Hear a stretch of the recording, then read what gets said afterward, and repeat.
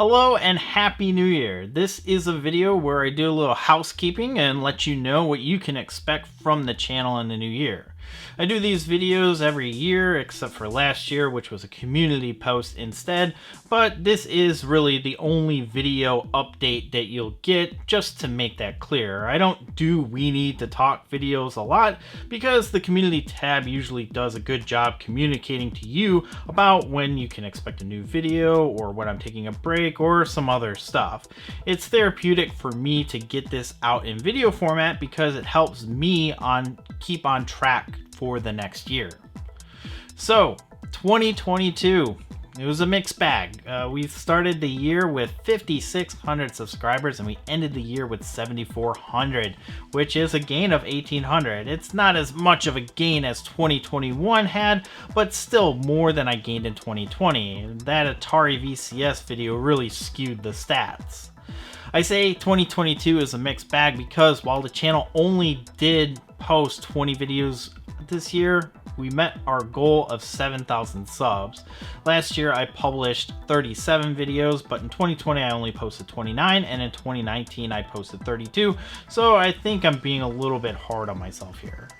The reason for the low output of content has been the fact that there's just been some personal issues that have sprung up at the beginning of 2022, and it really put things in perspective. I don't intend to quit YouTube, but I do think that I need to constantly remind myself that I do this channel as a hobby. I don't have any intention at this time of going full time, even if the channel grows to a point where I can make a living off of it. And because it's a hobby, some real life stuff takes priority. I'm trying to get to a point where I'm putting out all killer, no filler, and if a video doesn't flow the way that I want it to, I'm allowing myself to rewrite it or just shelve it all together and work on another idea until something clicks for that video. I'm trying to get to the point where I'm just letting a video go out when it's ready, because trying to stick to a schedule leaves me falling back on content that I know I can easily churn out, which for me gets really boring and also can put myself into a bind if that content starts to stagnate. And I really want to push myself to be more creative with my videos. Even though it is a hobby, I do care about growing the channel. The main focus is making content that people want to see, and in order to get people to see it, I need to play the YouTube algorithm game. And since I don't want to churn out a video every single week, I need to think of a different strategy. I'll get into more detail in a bit, but let's take a look at some stats for the channel. This year, the 20 videos that I published netted me 149,000 views out of the 240,000 that I got overall. The video with the most views was the limited run video with 69,000 views. Nice. Definitely a controversial video, but you know what? That's what drives the views. I don't usually like making videos that elicit a negative response from people, but I felt that I was well reasoned. I don't have a beef with Doug or Josh, I just have an issue with how they run the company, and apparently people not associated with the company but still fans took that personally. So it is what it is. The least viewed video was Combinera with 237 views in 8 months. Ouch.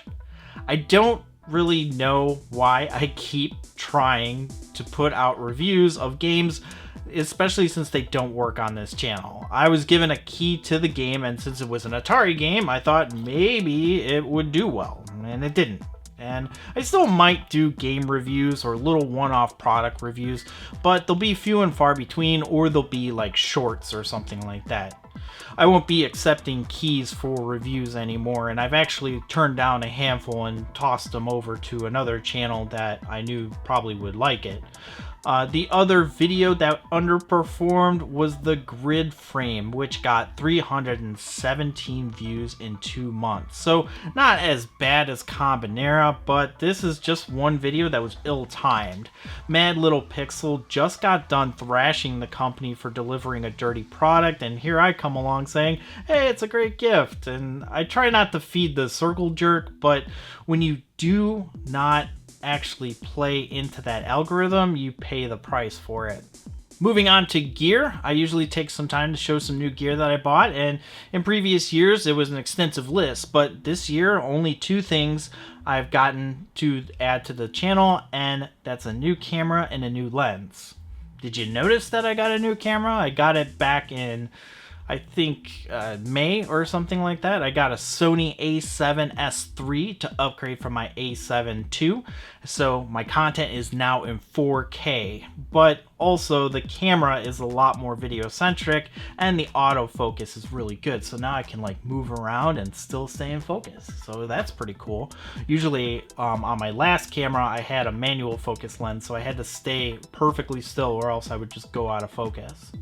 So I've been getting really good at using the camera too, and I bought a new lens as well. It's a Sony 24 to 105mm f4G lens, and this thing is a really good lens. It's so versatile, and since it has autofocus, it works well with the focusing feature of the a7S III.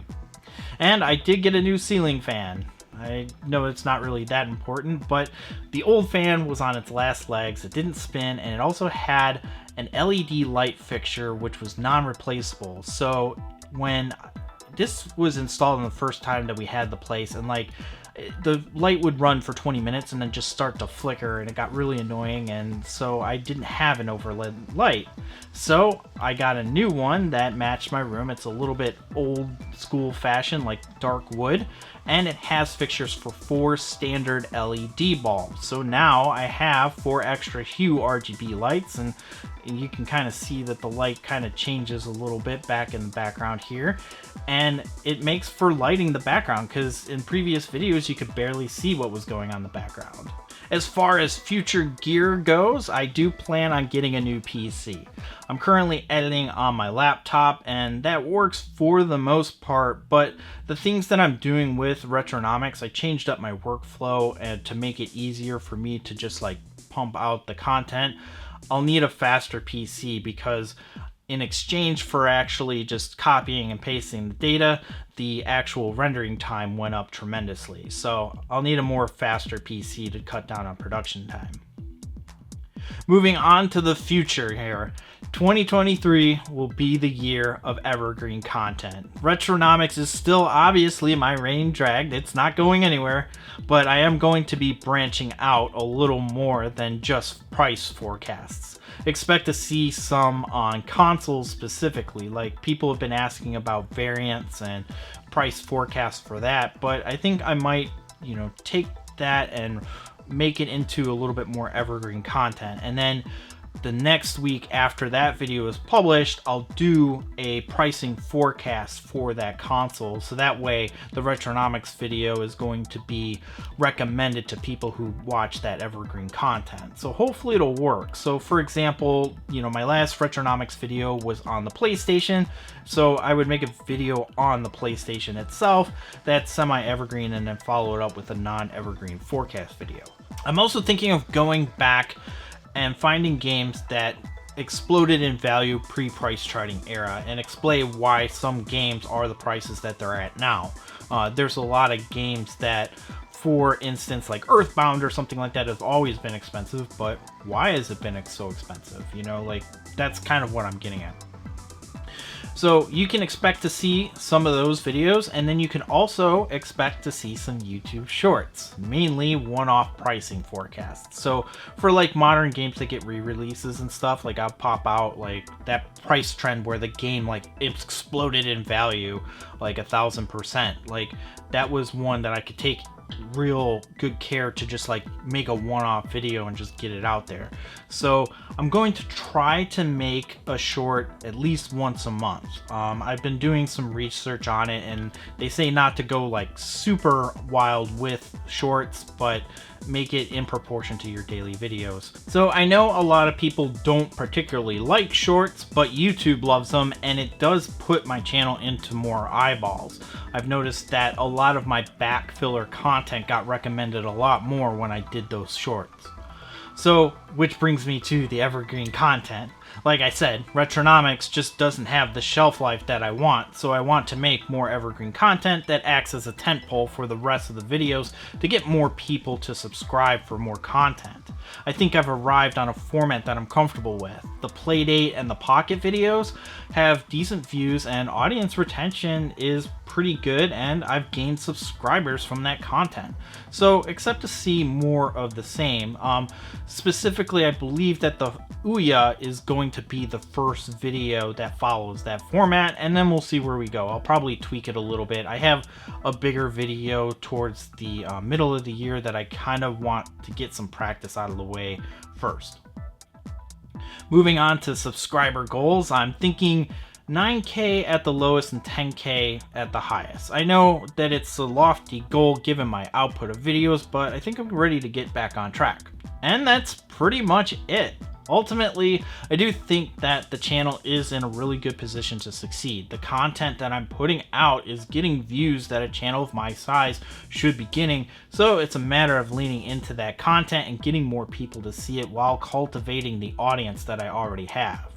And I really do appreciate everyone who comments and sees my videos, and they help a ton, you know, getting it out to more audiences. The more that you guys view, the more that you comment, the more that you like, the more that you dislike if you don't like it, that helps YouTube determine, hey, like, we should recommend the videos to somebody else. So thank you for making me feel like these videos aren't all just for me. I'll be making a new video soon. It'll be about the Atari VCS and where they're going to go from there. Basically, Atari has announced that they're suspending manufacture of the VCS, so I have some little quirky fun things to do with that. If you do have suggestions for video topics, leave them below. And if this is somehow the first video that you've seen of mine, I make some neat videos like Retronomics and other essay type videos, so check those out, and if you like what you see, consider subscribing. You can follow me on Twitter and Instagram at snicktendo. Thanks so much for watching. I'm Super Nicktendo, and I'll see you next time.